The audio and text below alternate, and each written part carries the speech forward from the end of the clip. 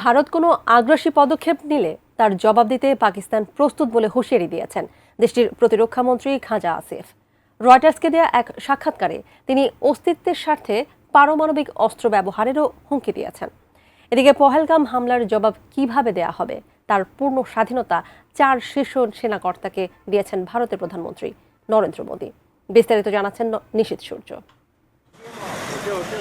কাশ্মীরের পেহেলগামে সন্ত্রাসী হামলাকে কেন্দ্র করে ভারত ও পাকিস্তানের মধ্যে চলমান অস্থিরতা যুদ্ধে গড়াতে পারে বলে আশঙ্কা করছেন পাকিস্তানের প্রতিরক্ষা মন্ত্রী খাজা আসিফ। আগামী কয়েকদিন তাদের জন্য গুরুত্বপূর্ণ সময় উল্লেখ করে বলেন, কিছু ঘটলে এই সময়ের মধ্যেই ঘটবে। এমন পরিস্থিতিতে দেশবাসীকে মানসিকভাবে প্রস্তুত থাকার আহ্বান জানান তিনি। রয়টার্সকে দেয়া এক সাক্ষাৎকারে পাকিস্তানের প্রতিরক্ষামন্ত্রী আরও বলেন, ভারত কোনো আগ্রাসী পদক্ষেপ নিলে জবাব দিতে প্রস্তুত আছে তার দেশ।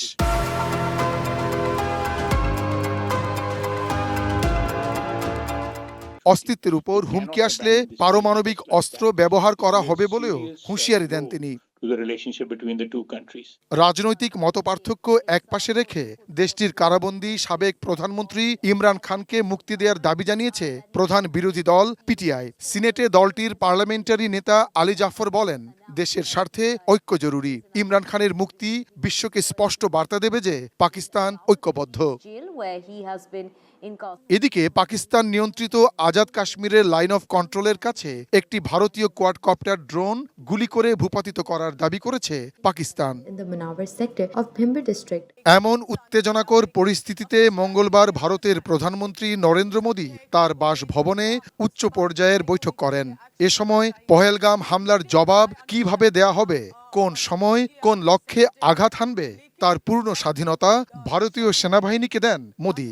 বৈঠকে প্রতিরক্ষামন্ত্রী রাজনাথ সিং, জাতীয় নিরাপত্তা উপদেষ্টা অজিত ডোভাল এবং 4 শীর্ষ সেনাকর্তাও উপস্থিত ছিলেন। সোমবারও জম্মু ও কাশ্মীরে নিয়ন্ত্রণ রেখায় ভারত ও পাকিস্তানের সেনাদের মধ্যে গোলাগুলির ঘটনা ঘটে, তবে কোনো হতাহতের ঘটনা ঘটেনি। এই ঘটনার পর আবারও হামলার আশঙ্কায় জম্মু কাশ্মীরের 48টি পর্যটন কেন্দ্র বন্ধের ঘোষণা দিয়েছে ভারত সরকার। নিশীথ সূর্য, ডেস্ক রিপোর্ট, এটিএন নিউজ।